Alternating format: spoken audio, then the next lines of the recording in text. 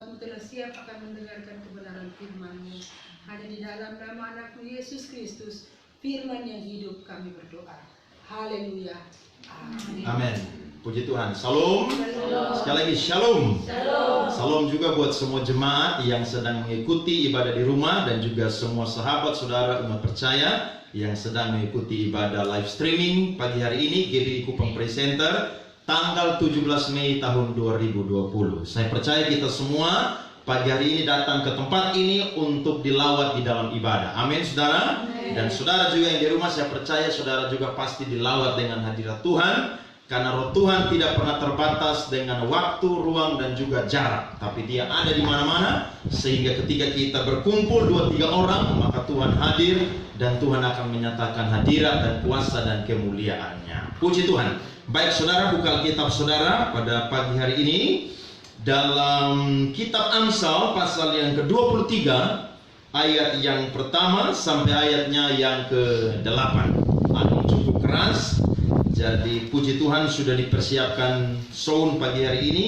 Kalau tidak kita ibadah maka tidak kedengar karena angin kencang. Tapi bersyukur kita bisa ibadah dengan fasilitas yang Tuhan sediakan bagi kita. Amsal 23 ayat pertama sampai ayatnya yang ke-8. Sudah dapat saudara? Judul firman Tuhan pada pagi hari ini adalah hidangan yang menipu. Kalau yang ada di grup gereja atau yang punya WhatsApp pasti sudah lihat iklan ya. Nah, iklan itu cukup menarik karena ketika saya buat iklan itu saudara, saya kasih naik di Facebook, ada teman saya yang pengusaha daging babi komen saudara. Karena iklan tersebut itu ada gambar daging babi tore yang sedang dipotong, kemudian sedang dijepit pakai sumpit, jadi mau dimakan. Jadi ketika saya bikin iklan itu, teman saya pengusaha daging babi saudara, dia komen, dia bilang, "Salam Pak Pendeta, kenapa harus daging babi yang diiklankan?" Saya jawab kepada dia, saya bilang, itu sekedar gambar saja. Nanti kalau mau ikuti pembahasannya bisa ikut nanti di hari Minggu. Jadi dia komen, dia bilang, baik kalau nanti dikupas, ingat tinggalkan kulitnya karena kulit juga enak begitu. Jadi menarik saudara karena firman Tuhan pada pagi hari ini kita akan belajar tentang 3 hal saudara yang ada di sekeliling kita yang mungkin tiap hari kita geluti dalam kehidupan kita. Nah, pagi hari ini kita akan belajar firman Tuhan yang ditulis oleh satu orang raja, yakni Raja Salomo, raja ketiga dari orang Israel. Dan apa yang dituliskan ini saudara sungguh-sungguh luar biasa, akan mengajarkan kita pada pagi hari ini bagaimana kita harus hidup supaya hidup kita sungguh-sungguh memuliakan Tuhan sampai akhir kehidupan kita. Bahkan kita harus hidup dengan bijaksana di dalam menempuh kehidupan kita. Kalau sudah dapat, katakan amin. Amin. Ayat pertama, saudara kedua, dan nanti sama-sama jumpa di ayatnya yang ke-8. Demikian bunyi firman Tuhan. Bila engkau duduk makan dengan seorang pembesar, perhatikanlah baik-baik apa yang ada di depanmu. Ayat 2.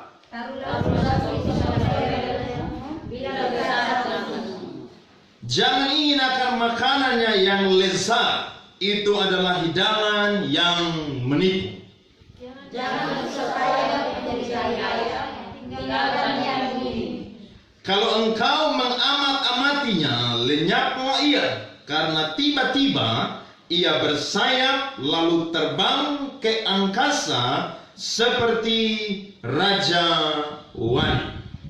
Jangan makan roti orang yang kiri, jangan ingin akan makanannya lezat. Sebab seperti orang yang membuat perhitungan dalam dirinya sendiri, demikianlah ia. Silakan makan dan minum, katanya kepadamu, tetapi ia tidak tulus hati terhadapmu. Sama-sama 2-3. Suap yang telah kau makan, kau akan muntahkan, dan kata-katamu yang manis kau sia-siakan.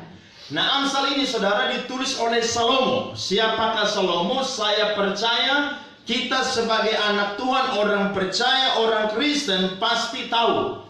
Dia adalah seorang raja yang sangat kaya pada zamannya, yang Alkitab mencatat, saudara, tidak ada satu raja pun pada zaman Salomo yang sebelum dia, bahkan sesudah dia, yang sebanding kekayaannya dengan Raja Salomo. Bahkan dia juga adalah seseorang yang sangat berpengaruh bukan hanya di Israel saja, tapi sampai di luar kerajaan Israel. Dan dia menuliskan firman Tuhan ini, saudara, berdasarkan pengamatan dia dan juga berdasarkan pengalaman hidup yang dia alami di dalam kehidupan dia. Nah, dia mencatat, saudara, di ayat yang pertama berkata, bila engkau duduk makan dengan seorang pembesar, lihat, perhatikanlah baik-baik apa yang ada di depanmu. Saya yakin, saudara, ayat ini dituliskan kepada orang-orang yang ada pada waktu itu, saudara, bahkan juga kepada kita hari-hari ini, supaya kita memperhatikan baik-baik apa yang ada di depan kita. Yang pertama, firman Tuhan mencatat, saudara, bahwa ketika kita berhadapan dengan seseorang yang punya kekuasaan, seseorang yang punya jabatan, maka kita harus memperhatikan apa yang ada di depan kita. Dan firman Tuhan mengindikasikan, saudara, yang ada di depan adalah sebuah menu yang disediakan. Karena firman Tuhan mencatat ayat yang ketiga, jangan ingin akan makanannya yang lezat. Itu adalah hidangan yang menipu. Nah, firman Tuhan mencatat, saudara, ini hal yang bukan tidak baik. Hidangan atau makanan, saudara, merupakan sesuatu yang sangat baik dan sangat diperlukan di dalam kehidupan kita setiap hari. Amin, saudara. Tidak ada orang yang tidak butuh makan. Saya percaya semua orang pasti butuh makan. Tapi ketika kita berhadapan dengan seseorang yang punya jabatan, seorang pembesar, maka perhatikanlah baik-baik apa yang ada di depan.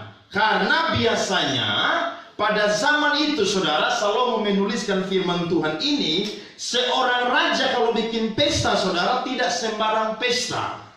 Ya. Pada zaman itu, kalau seorang raja bikin pesta itu tidak sembarang pesta. Bukan ke kita kok sedikit-sedikit pesta. Ya. Anak baptis pesta, anak ulang tahun pesta, anak lulus sekolah pesta, pokoknya semua pesta. Tapi kalau raja, saudara, dia bikin pesta bukan sekedar pesta, tapi kalau dia bikin pesta itu ada maksud dan tujuan. Dan tujuannya, saudara, kalau orang tidak bisa mengerti, maka orang pasti akan ditipu. Nah, di dalam pesta tersebut, saudara, selalu disediakan makanan atau menu yang lezat. Betul ya, saudara? Karena kan raja yang bikin pesta tidak mungkin pestanya cuma nasi putih atau gandum atau roti. Pasti ada makanan, lauk pauk, ada daging, ada ikan, ada buah-buahan, ada minuman yang sangat enak, saudara. Nah, ketika, saudara, kita ada di tempat seperti demikian, saudara, yang firman Tuhan catat pagi hari ini, maka sekali lagi kita harus memperhatikan apa yang ada di depan kita. Karena ketika seseorang melakukan pesta atau raja melakukan pesta, maka ketika orang tidak berhikmat, saudara, dia akan gampang tertipu dengan apa yang dihidangkan oleh raja. Tidak tahu bahwa itu adalah hidangan yang apa, saudara? Menipu. Kenapa saya sebut hidangan yang menipu? Karena pada zaman dahulu sampai hari ini, saudara, selalu makanan itu punya keterikatan dengan orang-orang atau sesama kita. Betul ya, saudara? Contohnya begini. Di kita punya daerah ada seorang pejabat yang memberikan kita bantuan, saudara. Taruhlah setiap 3 bulan dia kasih kita bantuan. Bantuannya apa sih? Beras contohnya, per 3 bulan seorang atau tiap kakak dapat 20 kilogram. Terus dapat apa lagi? Contohnya dapat telur, satu kakak itu satu apa? Satu rak. Ya, begitu. Atau juga dapat minyak goreng dan lain sebagainya. Saya mau tanya kepada saudara, kira-kira dia berikan kepada saudara dan saya itu ada udang di balik batu atau tidak ada udang di balik batu? Ada udang di balik batu. Saya yakin pasti ada udang di balik batu atau ada udang di balik bakwan, orang bilang. Kenapa? Karena ada maksud tertentu. Ketika saudara diberikan tujuan itu atau pemberian itu untuk mengikat. Mengikatnya seperti apa? Contohnya 5 tahun kemudian dia mencalonkan diri mungkin menjadi seorang pejabat. Saya mau tanya, kalau dia ada di dapil saudara, saudara pilih dia atau tidak? Pilih, pasti pilih. Ayo, jawab. Pasti pilih. Pasti pilih atau saudara golput atau saudara pilih orang lain? Pasti pilih dia. Saya yakin saudara pasti apa? Pilih dia. Sebelum saudara pergi ke TPS, saya percaya jam 4 pagi saudara mimpi di muka.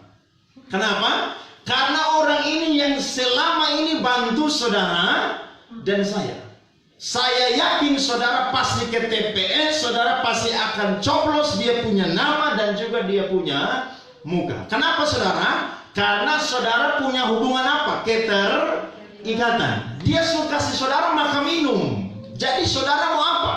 Saudara harus mau tidak mau harus punya apa saudara yang disebut balas budi untuk bisa diberikan kepada orang yang sudah memberikan kepada saudara dan saya itu mungkin makanan ataupun juga hidangan. Nah, firman Tuhan saudara pada pagi hari ini mengajarkan kita saudara bahwa manusia saudara selalu dikuasai oleh nafsu-nafsu duniawi untuk mengejar hal-hal yang sebenarnya baik, tapi ketika disalahgunakan saudara maka hal itu menjadi tidak baik. Yang pertama yang saya catat di sini saudara adalah hidangan yang menipu di sini itu saya sebut adalah makanan orang yang tidak takut akan Tuhan.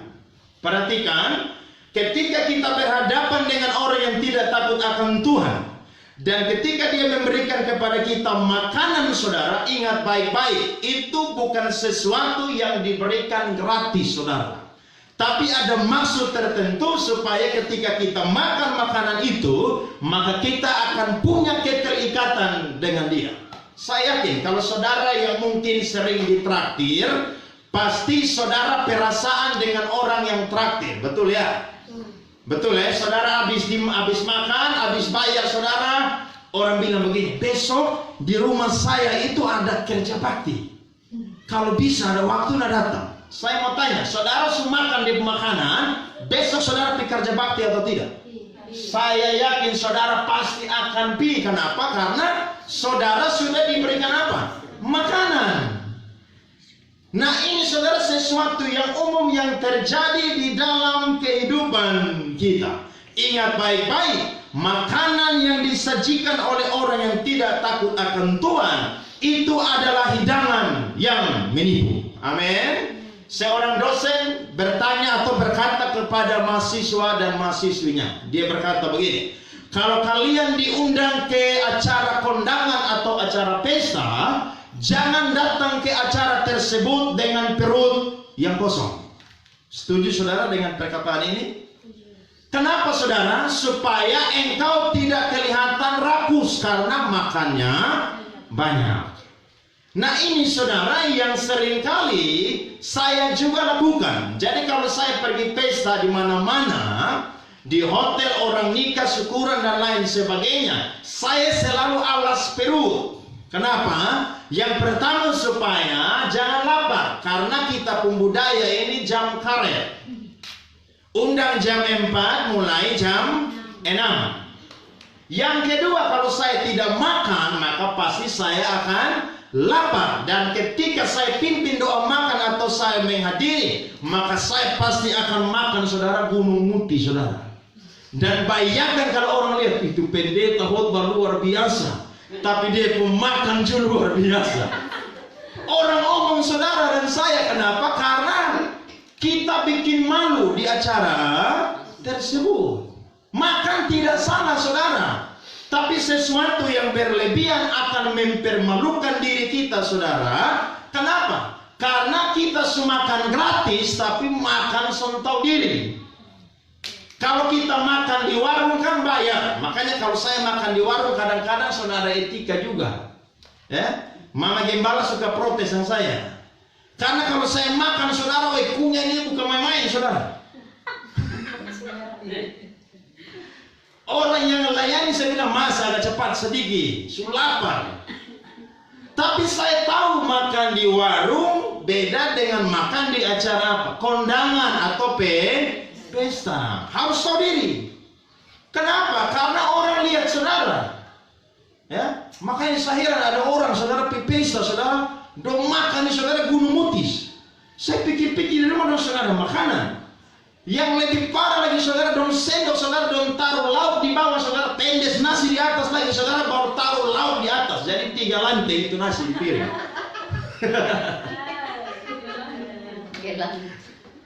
Itu lambung ada 2 atau 3 kayaknya. Makanan separuh dia simpan di betis kiri dan betis kanan, paha kanan dan paha kiri. Kenapa makan terlalu banyak saudara?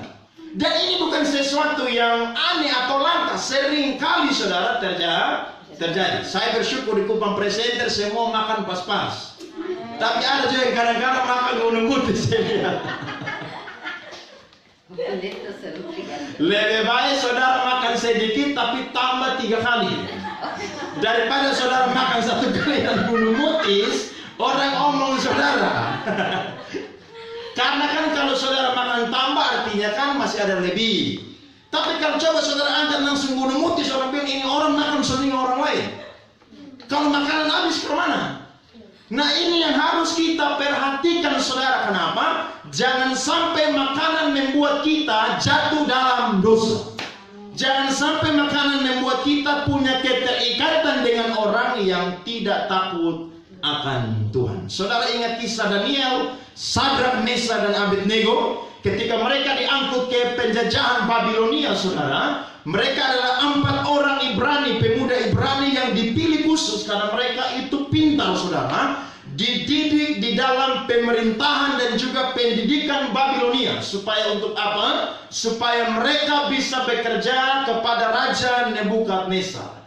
Dan setiap hari saudara, mereka harus diberikan makanan yang 4 sehat, 5 sempurna. Tapi makanan itu sebelum diberikan kepada mereka, maka makanan itu harus dipersembahkan kepada dewa atau kepada Baal daripada orang Babel.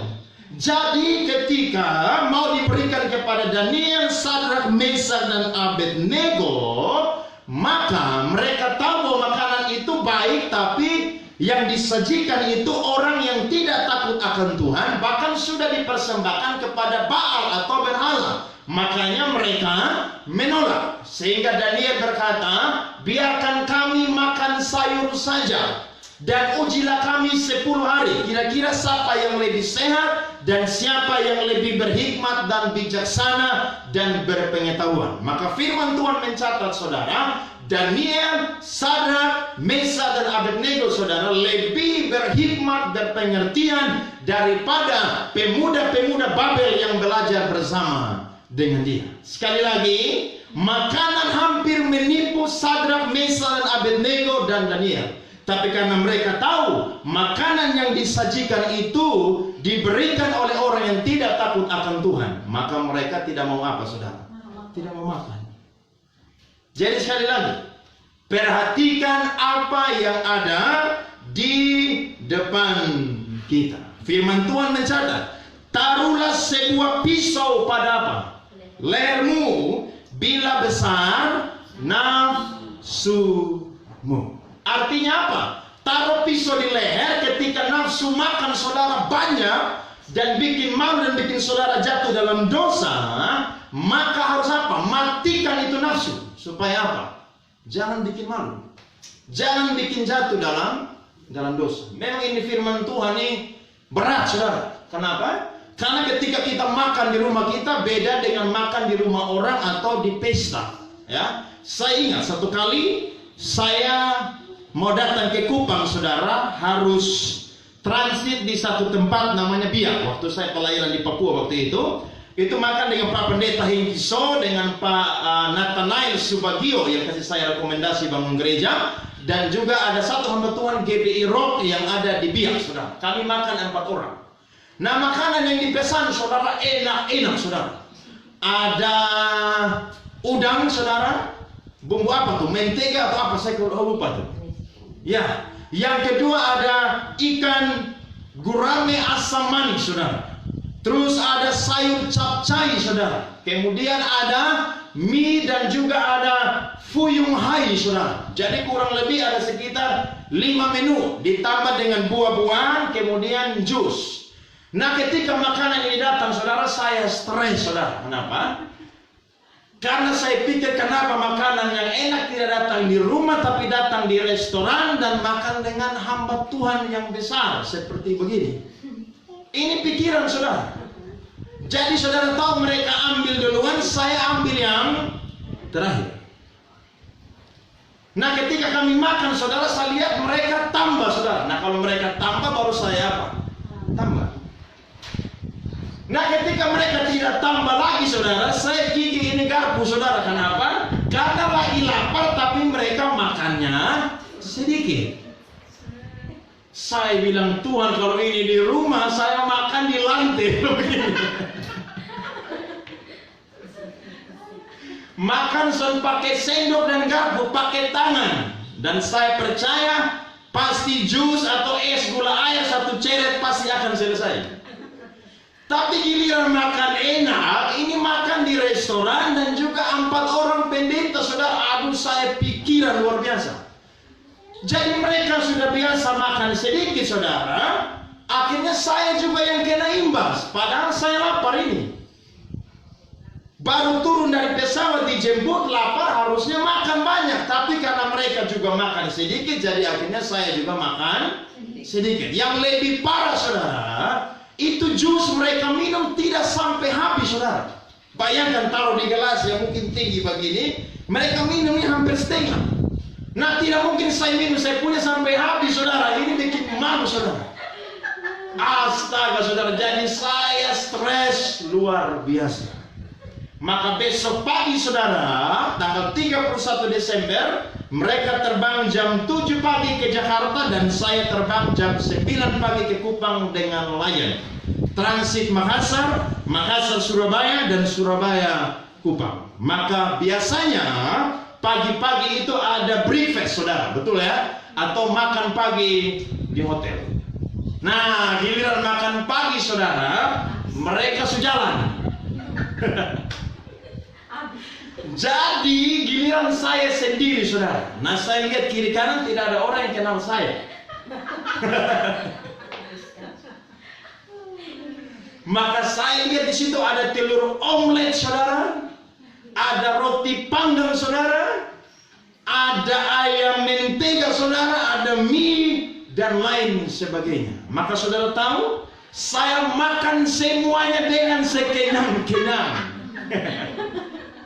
Saya balas dendam. Kenapa? Kemarin dendam itu tidak terselesaikan. Jadi hari ini harus apa? Balas dendam. Kan saya habis makan hotel sudah kenal sama saya, sudah ada orang kenal sama saya. Saya sudah naik pesawat terbang ke Kupang, sudah ada yang tahu saya lagi. Jadi perkara selesai. Nah, ingat baik-baik, saudara, perhatikan ketika kita mau makan, siapa yang ada di depan kita dan apa yang ada di depan kita. Jangan sampai, saudara, kita menjadi orang Kristen yang dijajah, saudara, atau diperhamba dengan makanan yang membuat kita jatuh dalam dosa dan kita tidak memiliki integritas maupun kebenaran di dalam kehidupan kita. Kolose pasal 2 ayat 16. Firman Tuhan berkata, saudara, Kolose pasal 2 ayatnya yang ke-16. Firman Tuhan berkata, Kolose pasal 2 ayat 16, karena itu janganlah kamu biarkan orang menghukum kamu mengenai apa, saudara? Makanan dan minuman, atau mengenai hari raya, bulan baru, ataupun hari Sabat. Jadi firman Tuhan berkata, jangan sampai ada orang yang menghukum kita. Karena apa? Perkara makan minum atau perkara duniawi. Tapi biarlah kita mencari, saudara, perkara-perkara yang di atas, di mana kita memuliakan Tuhan. Jadi sekali lagi, saudara, yang kita pelajari pada pagi hari ini, hidangan yang menipu adalah hidangan atau makanan yang disediakan oleh orang yang tidak takut akan Tuhan. Ya, hati-hati ketika saudara berhadapan dengan seperti begini atau model begini, maka ingatlah harus bijaksana. Karena ketika dia memberikan makan, saya yakin saudara, itu ada sesuatu yang ada di balik makanan tersebut yang membuat saudara punya keterikatan dengan dia. Akhirnya saudara kehilangan prinsip hidup, kehilangan komitmen, bahkan saudara bisa kehilangan iman saudara. Hati-hati, krisis mulai terjadi. Krisis mulai terjadi, saudara. Di kita NTT kemarin saja kurang lebih tambah 8 orang atau berapa. Jadi kurang lebih sudah 40-an atau 50-an. Sekarang kita tidak terlalu terasa.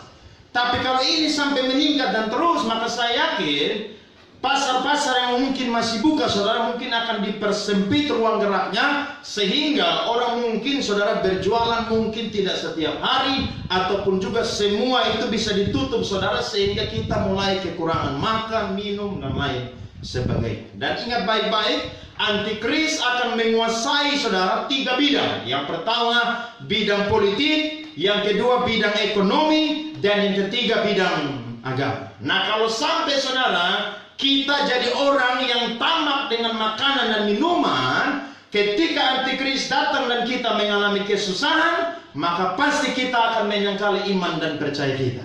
Tapi ingat baik-baik, sebagai orang benar, jangan pernah saudara diseret oleh keinginan-keinginan yang buat kita jatuh dalam dosa. Itu sebabnya banyak berdoa supaya Tuhan selalu menyediakan berkat bagi kita. Amin. Karena saya yakin pertolongan Tuhan selalu tersedia. Mau dari timur, barat, utara, selatan, saudara, bahkan dari seberang laut pun juga bisa beralih kepada kita.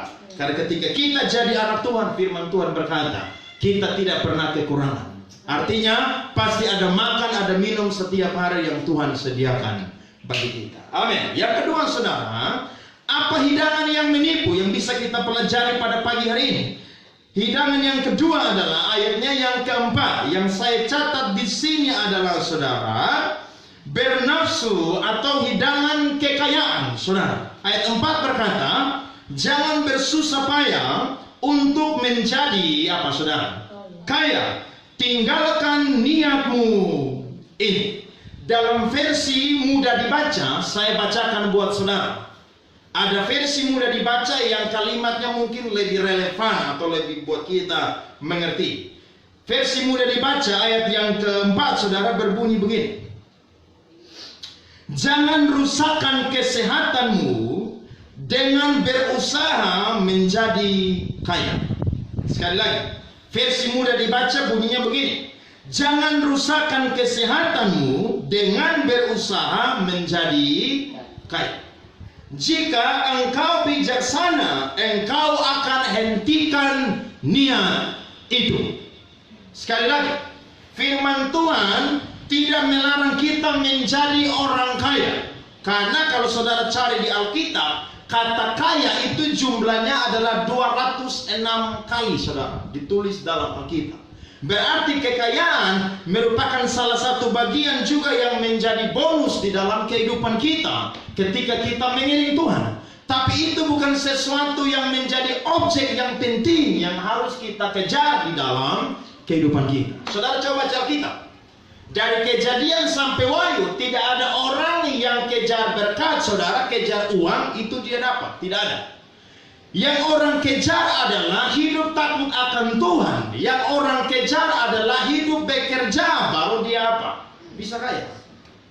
Seperti saya khotbah 3 hari lalu atau 2 hari lalu, saya bilang begini. Kita kadang-kadang bilang begini. Saya pun tangan ini gatal, artinya mau dapat apa?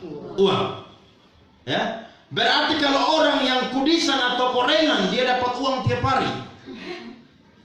Nah, ini sesuatu juga yang kadang-kadang benar juga sih, kadang-kadang betul juga, tapi kan tidak alkitabiah, ya. Tidak, saudara. Satu-satunya cara untuk saudara bisa menjadi kaya, saudara, itu adalah dengan bekerja. Kalau saudara belajar firman Tuhan tentang Ishak, ya nanti saudara baca di rumah, Kejadian pasal 26 berkata ketika Ishak ada di tanah Filistin, Tuhan bilang engkau jangan pergi kemana? Mesir.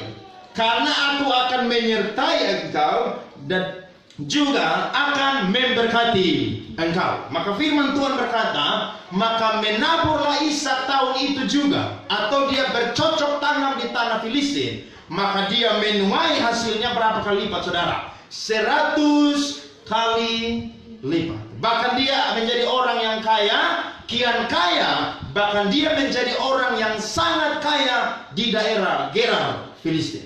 Sehingga kekayaan dia melampaui orang-orang yang ada di daerah Gerar, Filistin. Saudara perhatikan, kalau mau kaya harus apa saudara?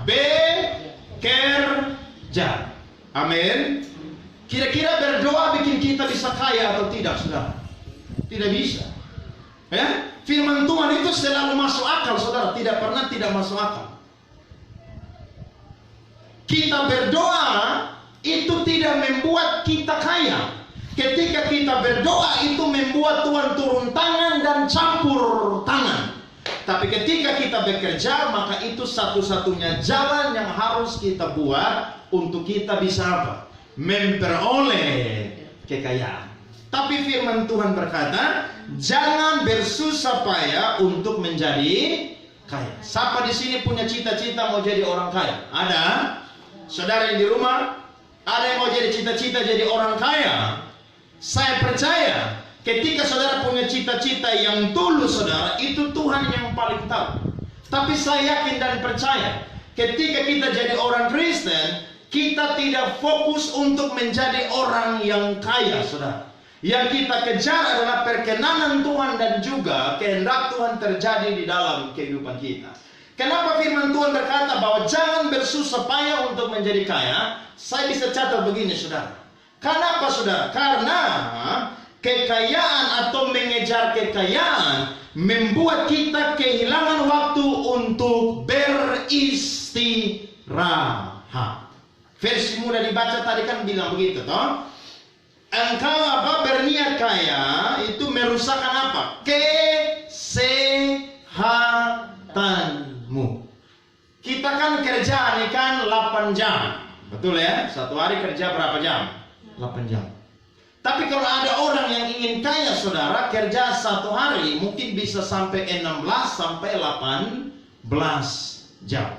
Jadi kalau dia masuk kerja jam 8 pagi saudara, dia pulang itu sekitar jam 12 malam atau jam 10 malam. Kadang-kadang mungkin jam 1 pagi, jam 2 pagi. Nah orang seperti begini saudara, dia kerja saudara, dia menikmati. Ya kan? Makanya ada orang yang pakai istilah namanya workaholic. Apa itu workaholic saudara? Orang yang hobinya apa? Kerja. Dia kerja saudara, sampai kerja saudara tidak ingat apa? Istirahat. Saking hobi kerja saudara tidak ingat apa? Makan. Makanya banyak orang kena sakit apa? Lambung. Saya bilang begini, sakit lambung itu sakit yang tidak paling bergengsi. Kenapa?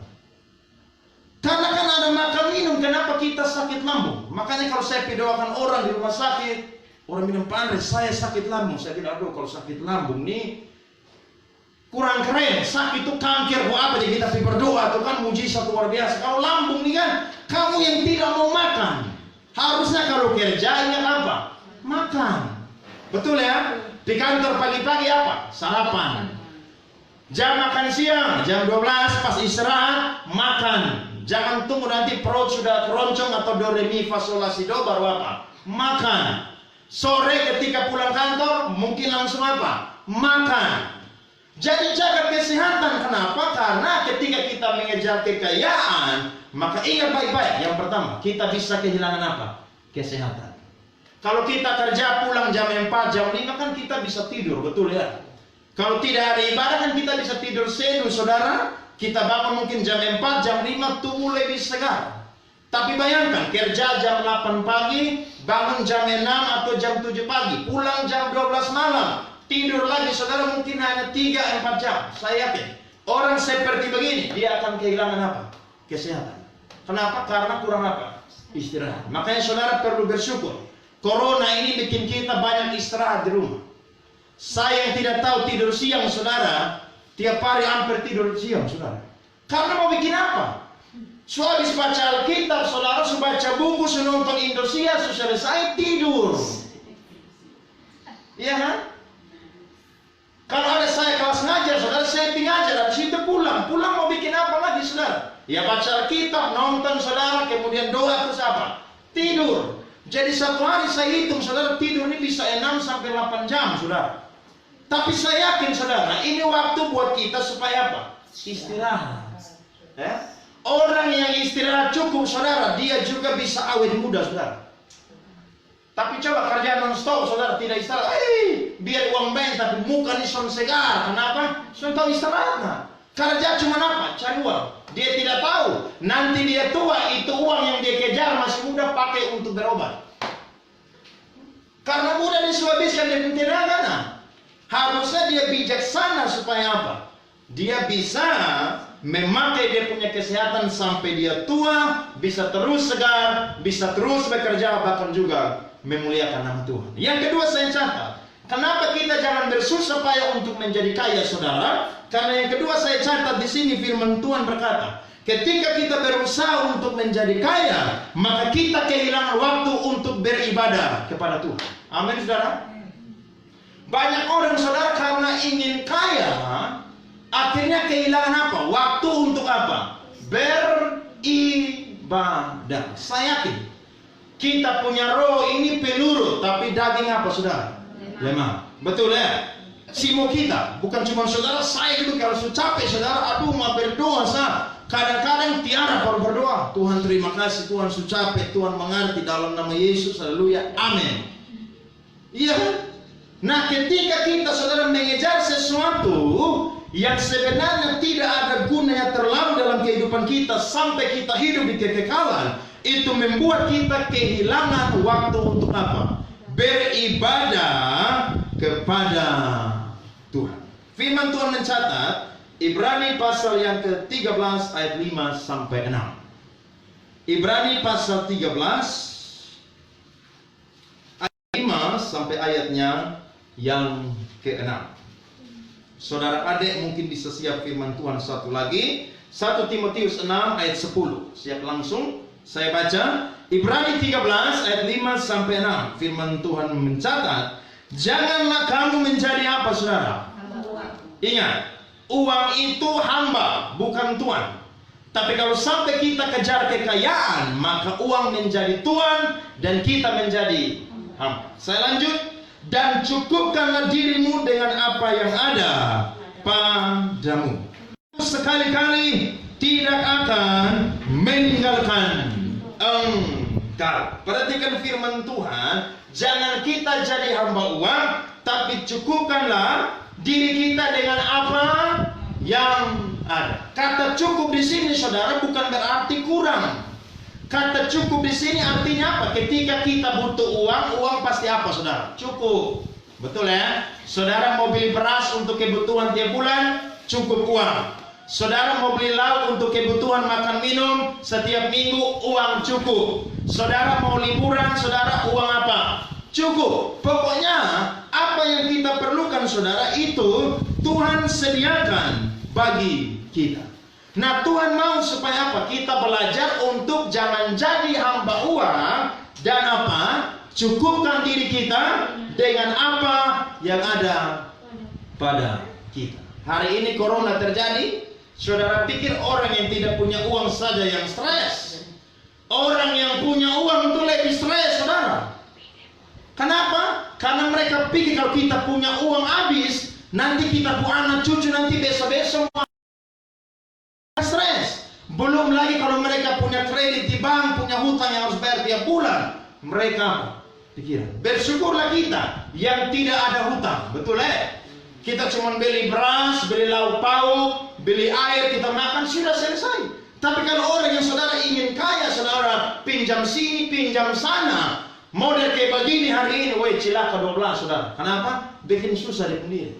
Ingat, kekayaan bukan sesuatu yang anti atau yang berdosa yang harus kita miliki dalam kehidupan kita. Karena firman Tuhan mencatat orang-orang yang mengiring Tuhan, kekayaan selalu menjadi bonus. di dalam kehidupan mereka. Tapi ingat, itu bukan sesuatu yang kita kejar yang paling utama di dalam kehidupan kita. Karena firman Tuhan mencatat, Allah sekali-kali tidak akan apa, saudara? Membiarkan kita, bahkan meninggalkan kita. 1 Timotius 6 ayat yang ke-10. Saudara adik baca. Karena akar segala kejahatan ialah cinta uang, sebab oleh memburu uanglah beberapa orang telah menyimpang dari iman dan menyaksikan dirinya dengan berbagai-bagai duka. Yes, saudara perhatikan, akar dari segala kejahatan adalah apa, saudara? Cinta uang. Orang kalau sudah cinta uang, saudara, dia tidak peduli lagi, ya.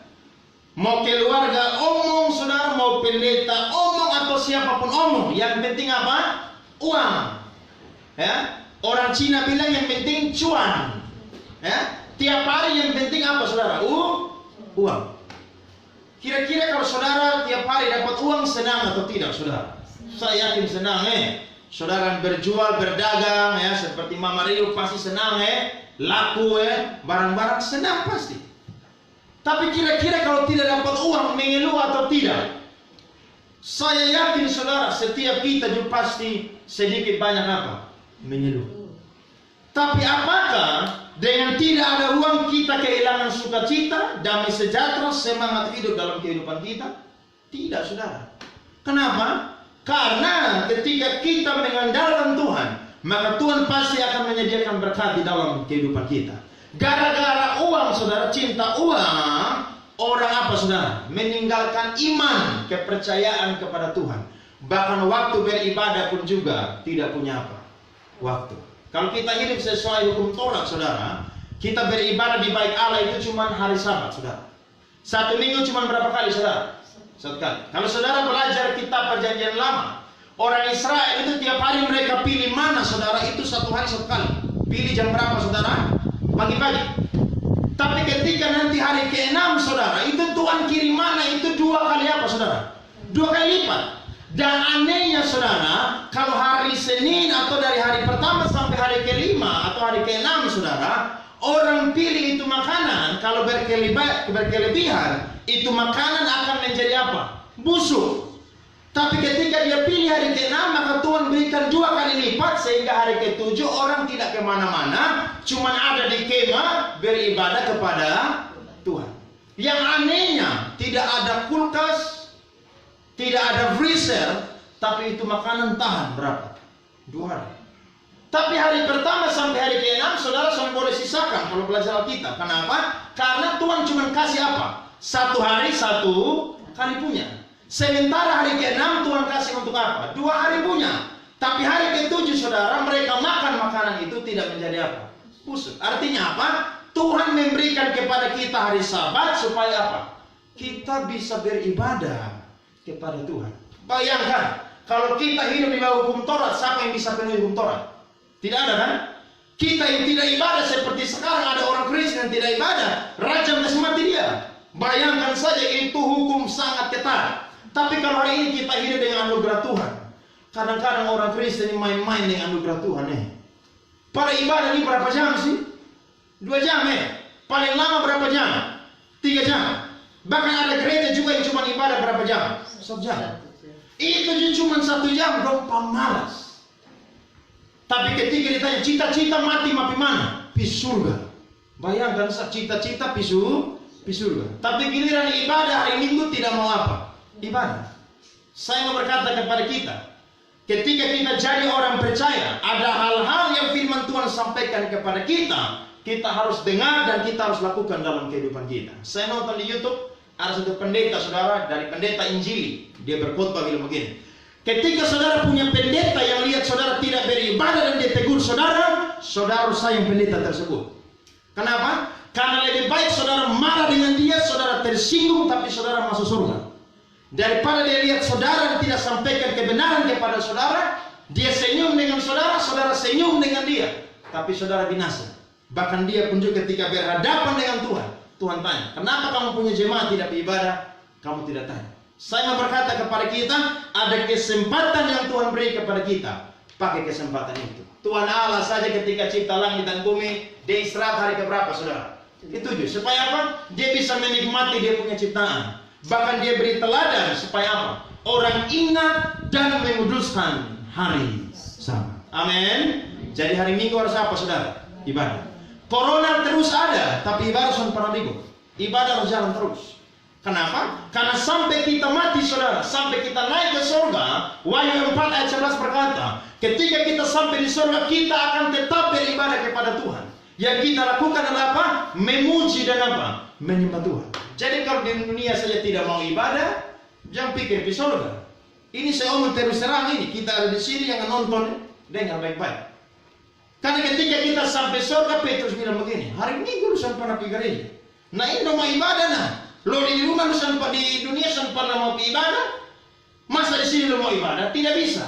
Kemarin saya khotbah tentang apa? Lazarus orang miskin dan apa? Orang kaya kan? Dia bilang begini, Abraham suruh orang mati di sini yang ada nggak di Firdaus ini pergi ke bumi supaya apa? Kasih tahu saya pun saudara masih ada 5 orang. Abraham bilang begini, di dalam itu dan juga kitab para nabi. Itu saja mereka tidak dengar, apalagi orang yang apa? Datang dari mana? Dari surga. Jadi biar orang datang dari surga pun, tapi dasar orang tidak mau beribadah kepada Tuhan, saudara. Ini sesuatu, saudara, yang buat dia punya diri rugi, saudara. Kenapa? Ketika orang tidak memiliki kehidupan dia, maka dia pasti rugi. Jadi ingat baik-baik, kekayaan itu penting, saudara, dan menjadi kebutuhan kita. Kita pakai untuk kemuliaan nama Tuhan, tapi itu bukan menjadi yang terutama yang kita kejar dalam kehidupan kita. Amin. Sekalipun saudara miskin, saudara secara materi, tapi kalau saudara punya kekayaan rohani yang luar biasa, itu menjadi luar biasa dalam kehidupan kita. Jadi kejarlah sesuatu yang bernilai kekal. Kemudian ketika saudara kita bersusah payah untuk menjadi kaya, saudara, maka kita akan kehilangan waktu untuk keluarga kita. Yang pertama, kesehatan. Yang kedua apa? Beribadah. Yang ketiga apa, saudara? Keluarga. Lihat orang yang cari uang, saudara. Waktu di rumah itu sangat berkurang. Kenapa? Karena dia terlalu khawatir untuk hari depan. Padahal hari depan itu Tuhan yang jamin. Hari depan itu ada di tangan Tuhan. Jadi tidak perlu apa? Khawatir. Bekerja boleh. Kenapa? Karena Paulus bilang kalau orang yang tidak bekerja tidak boleh makan. Tapi ingat, ketika kita bekerja, kita harus ingat bahwa kita harus punya waktu untuk apa? Keluarga. Waktu punya keluarga untuk apa? Berdoa sama-sama. Untuk apa? Mungkin makan sama-sama, bercerita, makan. Mungkin apa, saudara? Bangun pagi doa sama-sama. Punya waktu untuk apa? Keluarga. Jangan sampai seperti Bang Toye, sudah 3 kali lebaran tidak pulang-pulang. Kenapa? Cuman cari apa? Cari uang. Ini konteksnya sesuatu yang ada di dekat kita. Ya, kalau ada yang jauh ya tidak masalah. Seperti kakak Nadia punya suami kakak Ari ada di Maumere, itu tidak masalah karena kerjanya berjauhan. Tapi kalau tinggal satu rumah, baru sampai cuma kejar uang, saudara, akan kehilangan waktu untuk apa? Keluarga. Makanya tidak heran ada pejabat-pejabat yang punya istri tapi istri selingkuh. Kenapa? Karena pejabat terlalu punya waktu untuk apa? Kerja. Banyak orang-orang yang punya uang, saudara, istri apa? Kesepian. Akhirnya apa? Istri apa? Selingkuh. Selingkuh oleh yang tukang ojek. Loh, saya pikir balik kantor-kantor Pak Andre, potong-potong pegawai ini selingkuh banyak tukang ojek. Pegawai ini. Tapi selingkuh dengan tukang ojek. Bukan tukang ojek itu pekerjaan rendah. Tapi kalau mau bandingkan, kamu ini kan punya identitas atau kamu punya profesi, ini kan profesi yang luar biasa. Kalau mau selingkuh yang parah-parah yang kita bilang ya berdosa ya, lu satu kali selingkuh pilih pejabat kok. Ini pilih tukang ojek. Kenapa? Karena tukang ojek tiap hari jemput dia. Suami apa? Saudara waktu. Iya kan? Suami lebih urus apa? Orang di luar. Lebih urus apa? Uang. Proyek di mana ada di situ. Padahal apa? Keluarga itu apa? Penting. Ya, anak-anak tidak diperhatikan sehingga apa? Uang banyak, anak-anak beli apa? Narkoba. Bergaul di mana? Pergaulan bebas. Tidak punya waktu untuk apa? Keluarga. Tiba-tiba keluarganya hancur baru dia sadar. Ternyata dia sudah apa? Salah melakukan tindakan. Yakni apa? Mengejar kekayaan. Sehingga firman Tuhan berkata ayat kelima, kalau engkau mengamat-amatinya, lenyaplah. Iya, ingat, kekayaan itu bisa apa saudara? Lenyap. Kenapa? Karena dia punya apa saudara? Wih, bukan cuma burung saya punya sayap, tapi uang juga punya sayap, betul atau tidak? Kekayaan juga punya apa? Sayap. Firman Tuhan berkata, lalu terbang ke angkasa seperti apa? Raja. Artinya apa? Kekayaan itu menjadi kebutuhan kita. Tapi ingat, bukan menjadi yang terutama dalam kehidupan kita. Itu menjadi bonus atau menjadi sarana atau menjadi kendaraan yang kita pakai untuk kita bisa makan, bisa minum, bisa bekerja, bisa jalan-jalan, bahkan juga bisa beribadah kepada Tuhan. Tapi itu bukan satu-satunya jalan untuk kita bisa bahagia. Kenapa? Ada banyak orang kaya yang tidak bahagia. Ada banyak orang kaya sebenarnya tidak bahagia. Michael Jackson kaya, tapi apa? Mati overdosis. Kenapa? Tidur.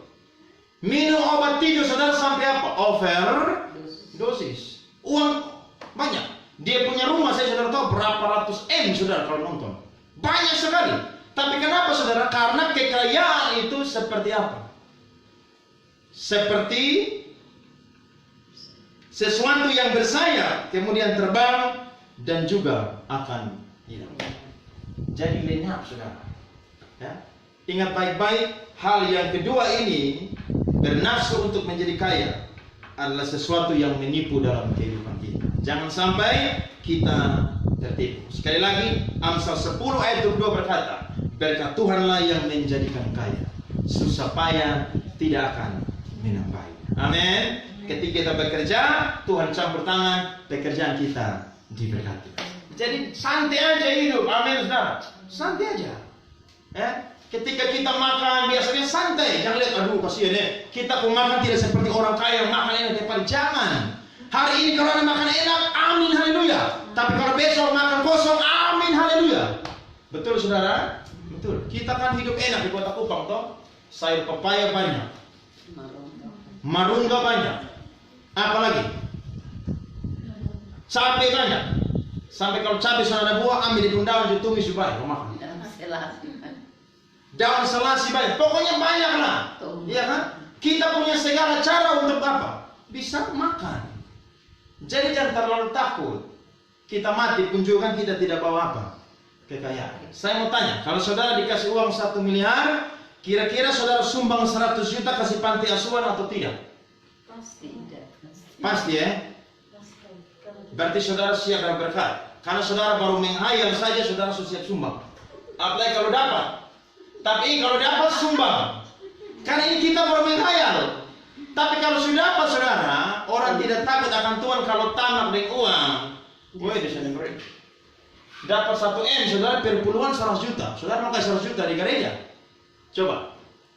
Wih Tuhan ini 100 juta nih, aduh kasih pendeta nih, pendeta pulang, dihitung, besok langsung mobil turun depan rumah. Pikiran toh? Tapi kalau dia tidak pernah lurus dengan sesuatu yang kecil, dia sudah akan pernah kasih. Makanya saya selalu bilang, saya selalu khotbah ini mungkin 10-an kali atau mungkin 100 kali kok selama Kupang presenter jalan. Kalau saudara tidak pernah setia dengan sesuatu yang kecil, saudara tidak akan pernah dapat sesuatu yang apa? Besar. Saudara kerja dapat gaji 5 juta per puluhan 500 ribu. Lumayan 500 ribu Itu saudara punya uang pulsa, uang jajan, makan minum tiap bulan mungkin bisa Tapi kalau saudara kerja 1 bulan 10 juta gaji, per puluhan berapa? 1 juta. Besar atau tidak saudara? Besar. Tiba-tiba saudara kerja dapat gaji 100 juta, per puluhan berapa saudara? Wih, ini semua pergumulan berat Tuhan. Tuhan engkau mengerti Tuhan. Saya pun gaji besar, tapi kebutuhan juga besar Tuhan. Jadi kalau Tuhan bisa, saya kasih Tuhan 3% saya Tuhan 3%. Tiba-tiba saudara dapat lagi saudara gaji 1 M. Per puluhan berapa saudara? Woi, ini pergumulan berat. Saya yakin saudara dia mau pergi gereja besok pagi, dia akan bangun jam 3 pagi berdoa, Tuhan, lalu karena cawan ini tanah terlalu berat ini cawan. Saya sanggup lakukan dan minum ini cawan. Kenapa? Karena terlalu apa? Berat. Kalau dapat 10 M per puluhan berapa saudara? 1 M. Astaga, bayangkan saya. Tapi saudara pikir, kalau saudara pilih dapat 10 M, saudara dapat 9 M, Tuhan dapat 1 M. 9 M. Kira-kira 9 M cukup buat kita hidup atau tidak? Mam Eta cukup atau tidak? Cukup sampai corona 3 tahun jadi uang sudah habis, nggak yakin? Kenapa? Karena 9M. Tapi kadang-kadang manusia ini tahan tipu. Makanya dalam kitab Maleakhi saudara belajar, orang Israel dikecam. Kenapa? Karena mereka tahan, mereka punya pemberian. Mereka tidak jujur di hadapan Tuhan. Kenapa? Karena itu sesuatu yang harusnya mereka lakukan. Kenapa? Kalau uang saja kita tidak bisa berikan, apalagi hidup kita berikan kepada Tuhan, itu omong kosong, saudara. Kenapa kita harus belajar untuk apa? Taat. Lakukan apa yang menjadi kehendak Tuhan. Ketika kita lakukan, maka kita pasti akan apa? Lega. Kita pasti akan apa? Akan bebas. Kenapa? Kita sudah setia. Saya bilang, Tuhan, saya belum dapat uang 100 juta ya. Tapi kalau saya dapat uang 100 juta, per bulan 10 juta, 5 juta, 10 juta saya bagi-bagi. Sisa saya dapat 80 juta saja. Saya serius ini. Tapi kalau saya dapat 1 M, saya kasih per bulan 100 juta. Sisanya mungkin 50 juta bagi-bagi. Jemaat kah, orang susah kah, panti asuhan kah, teman pendeta yang di desa sedang rintis sumbang. Kenapa? Uang itu sesuatu yang kita dapat hari ini, besok dia bisa hilang. Betul toh? Lo bukan sesuatu yang tetap. Saudara simpan uang saja. Kalau salah-salah tabakar, kira itu uang ada nilai atau tidak? Tidak ada. Orang pencuri kira itu uang ada nilai atau tidak? Tidak ada buat saudara. Artinya sesuatu yang baik, tapi kalau kita kejar berlebihan, itu akan menjadi sesuatu yang tidak baik bagi kehidupan kita. Nah, Tuhan mau supaya kita menjauhkan hidangan yang kedua, yakni apa? Hidangan kekayaan. Kejar kekayaan. Yang ketiga, yang terakhir, saudara lihat ayatnya yang ke-6. Firman Tuhan berkata, jangan makan roti orang yang kikir. Jangan ingin akan makanannya yang lezat. Sebab seperti orang yang membuat perhitungan dalam dirinya sendiri, demikianlah ia. Silakan makan dan minum, katanya kepadamu, tetapi ia tidak tulus hati terhadapmu. Ayat 8 baca sama-sama. Suap yang telah kau makan, kau akan muntahkan, dan kata-katamu yang manis kau sia-siakan. Yang ketiga, hidangan yang menipu adalah hidangan orang kikir. Hati-hati, kikir ini merupakan sebuah sifat yang membuat kita tidak bisa masuk surga.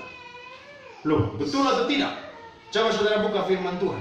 1 Korintus pasal yang ke-6 ayat 9 sampai 10. 1 Korintus pasal 6 ayat 9 sampai 10. Firman Tuhan berkata, atau tidak tahukah kamu bahwa orang-orang yang tidak adil tidak akan mendapat bagian dalam kerajaan Allah? Janganlah sesat. Orang cabul, penyembah berhala, orang berzina, banci, orang pemburi, pencuri, orang apa saudara? Kikir, pemabuk, pemfitnah, dan penipu tidak akan mendapat bagian dalam kerajaan. Ingat, kita harus menjauhkan sifat kikir dari kehidupan kita. Amin, saudara. Kita punya Bapa ini kan murah hati. Nah, kalau kita anak, pasti kita jauh beda dengan kita punya Bapa. Betul atau tidak, saudara? Betul. Jangan sampai kita punya Bapa Yesus ini murah hati, tapi kita jadi anak Tuhan, jadi anak-anaknya yang apa? Kikir. Kemarin saya bersyukur. Saya dan Mama Gembala pergi lihat Mama Riu. Mama Riu kasih kesaksian, saya mata juga kaca-kaca, saudara. Luar biasa. Kenapa? Mama Riu dapat bantuan dari kantor lurah, beras 30 kg dan juga telur 1 rak. Ketika beliau dapat itu sumbangan, saudara, maka beliau berdoa dan hatinya Tuhan gerakkan.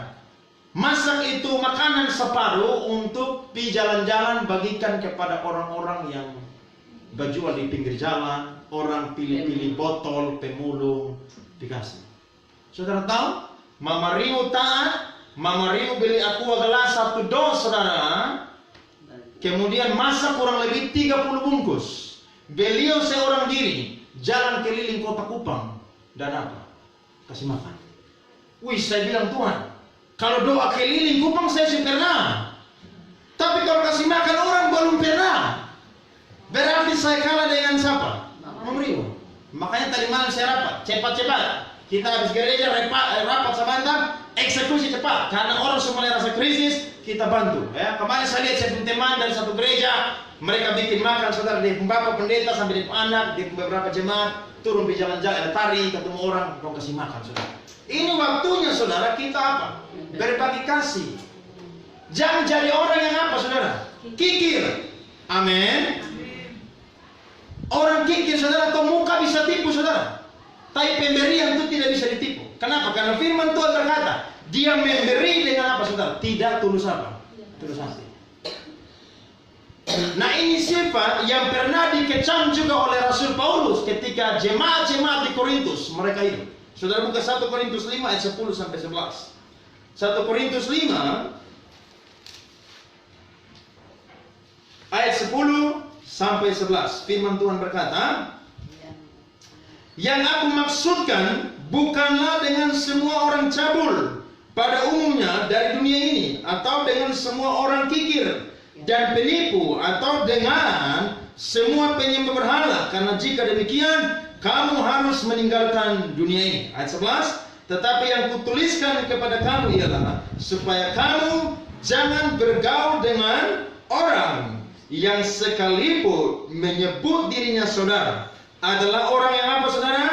Cabul. Kemudian apa? Kikir, penyembah berhala, pemfitnah, pemabuk atau penipu. Dengan orang yang demikian janganlah kamu sekali-kali makan bersama-sama. Ayatnya yang ke-13 berkata, mereka yang berada di luar jemaat akan dihakimi.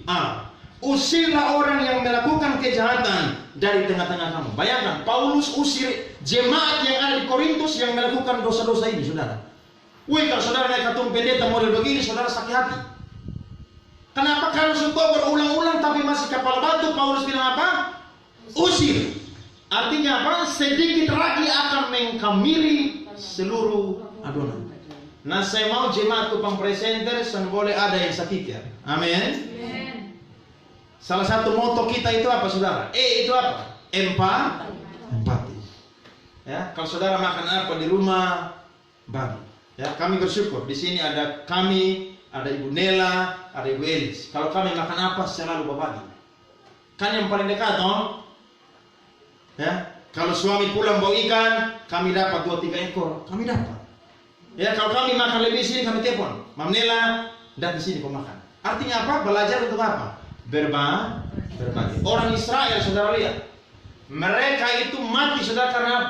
Makan parakus, kikir. Mereka minta daging, Tuhan kirim daging, saudara, makan belum telan, belum korong, sukses di mulut lagi. Nah, orang boleh begini, saudara, makan mau sendiri. Tidak mau apa, saudara? Berbagi. Padahal Tuhan mau supaya kita jadi orang yang apa? Yang berbagi dengan apa? Ketulusan. Nah, Tuhan mau supaya kita harus berhati-hati. Jangan makan roti dan juga makanan orang apa? Kikir. Karena ketika dia beri, dia sungut-sungut dalam hati. Dia bilang, ini satu nih, main datang di rumah terus. Datang di rumah selalu ketemu kasih kopi, kasih teh, kasih roti. Kalau sudah kasih nanti perasaan lah. Jangan, saudara. Kalau ada, saudara bisa apa? Beri. Kalau ada, bisa beri. Jangan pernah saudara kikir ataupun juga saudara apa? Hitung-hitung atau saudara apa? Memberi dengan apa? Tidak tulus. Ya. Jadi kalau saya bertamu di saudara rumah, ada apa di belakang, kasih keluar, saudara. Tapi jangan kasih keluar semua juga. Kasih saja apa yang bisa dimakan, diminum, selesai. Tapi kalau saudara datang di saya rumah, saya kasih makan, kasih minum. Apa yang ada kasih keluar. Kenapa? Kalau kita ke bank, kita ke kantor saja orang bilang begini, tamu adalah raja. Betul toh? Berarti ketika orang kita ke rumah, kita juga harus apa? Kasih makan, kasih minum teh kok, ya toh, ada kue, kasih kue kok. Jangan orang datang air putih kita tidak kasih, saudara. Wah, ini celaka 12, saudara. Kenapa? Tak lalu sakit. Padahal hidup jadi orang Kristen itu harus berbagi. Amin, saudara. Lihat orang yang kurang, hai bagi. Saya ini lagi berdoa, Tuhan berkati saya lebih lagi supaya saya mungkin bisa tambah, saya punya anak yang saya bantu tiap bulan. Karena ada anak-anak yang saya tiap bulan kasih mereka uang. Untuk apa? Untuk bayar sekolah, untuk kuliah saya kasih. Walaupun tidak banyak, mungkin hanya 100.000, tapi itu bisa bantu mereka. Saya berdoa sebetulnya saya berkat, saya bisa lebih lagi. Bahkan saya punya kerinduan. Satu-satu pang presenter bisa punya yayasan, bisa punya panti asuhan. Supaya apa? Ambil orang-orang yang tidak punya orang tua yang miskin, pelihara mereka. Ajar mereka, didik mereka, sekolah mereka punya masa depan, bisa melayani Tuhan. Kenapa? Kita selama hidup saudara harus belajar untuk apa?